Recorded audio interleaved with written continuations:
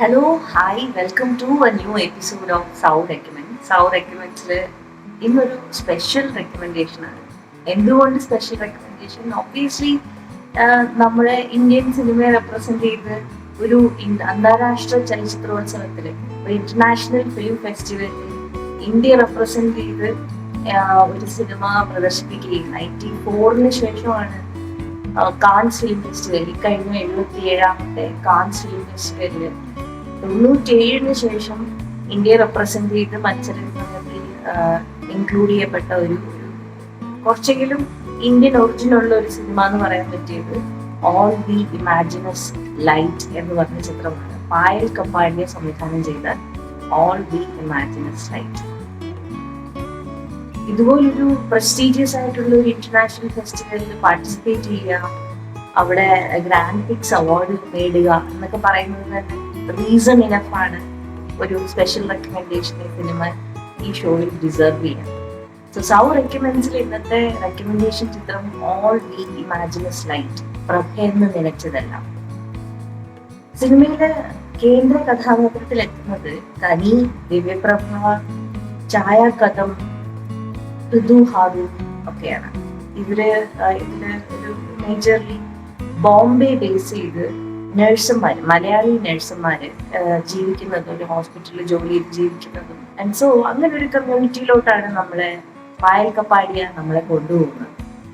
ഇവര് നമ്മളെ ഇൻട്രൊഡ്യൂസ് ചെയ്യുന്നത് പ്രഭ എന്ന് പറഞ്ഞ കഞ്ഞി ചെയ്യുന്ന കഥാപാത്രത്തെ കുറച്ച് മച്ചുവേർഡ് ആയിട്ടുള്ള സീരിയസ് ആയിട്ടുള്ള കാര്യങ്ങളൊക്കെ വളരെ ലെവൽ ഹെഡഡ് നോസിനോടുകൂടി അപ്രോച്ച് ചെയ്യുന്ന ഒരു കഥാപാത്രം, വിച്ച് ഓണസ്റ്റ്ലി കനി ആയിട്ട് എനിക്ക് റിലേറ്റ് ചെയ്യാൻ പറ്റാറില്ല. ബട്ട് അത് എത്ര പെർഫെക്ഷനോട്, എത്ര ഉറപ്പോടുകൂടി സ്ക്രീനിൽ അത് അവതരിപ്പിച്ചു എന്നുള്ളത് എത്ര ഗംഭീരമായ ഒരു നടിയാണ് എന്നുള്ളതിന്റെ എക്സാമ്പിളാണ്.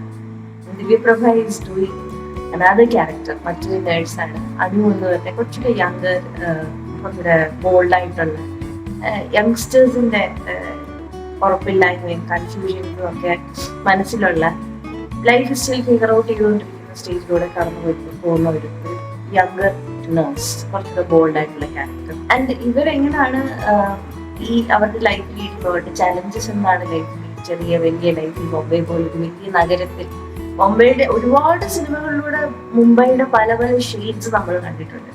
പക്ഷെ ഇങ്ങനെ വളരെ സർവ്വസാധാരണയായ ഒരു കമ്മ്യൂണിറ്റിയുടെ ഇടയ്ക്കൂടെ നമ്മളെ കൊണ്ടുപോയി അവര് കാണുന്ന ബോംബെ തന്നെയാണോ നമ്മൾ കാണുന്ന ബോംബെ എന്നുള്ളതിന്റെ ഒരു ചിന്ത ഇങ്ങനെ കിടക്കും.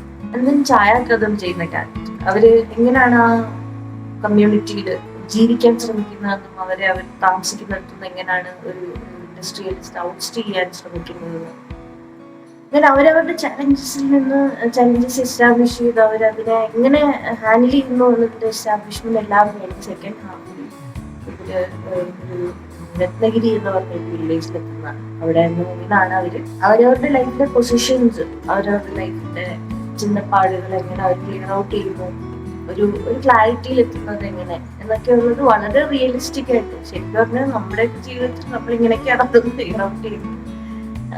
വളരെ മാസ് മസാല പറഞ്ഞ കമേഴ്ഷ്യൽ സിനിമകൾ കാണുമ്പോൾ ഇറ്റ്സ് ഹൈലി ഇമ്പോസിബിൾ നമുക്ക് തോന്നും. ബട്ട് നമ്മൾ വെറും മനുഷ്യന്മാരാണ്. പക്ഷെ അതുകൊണ്ട് തന്നെ നമുക്ക് ആ ഒരു തരം സൂപ്പർ പവറിഷ് റിയഷ്യൂറൻസ് നമുക്ക് സിനിമയിലൂടെയെങ്കിലും കിട്ടണം എന്നുള്ളതുകൊണ്ടാണ് നമ്മൾ അത്തരം സിനിമകളെ കൂടുതൽ ഇഷ്ടപ്പെടുന്നത്. But I can assure you, Prabha എന്ന് നനച്ചതല്ല, അതായത് ഓൾ വി ഇമാജിനസ് ലൈറ്റ് എന്ന് പറഞ്ഞ കാൻസിൽ പോയി ഗ്രാൻഡ് പിക്സ് നേടി തിരിച്ചു വന്ന സിനിമയായിരുന്നു.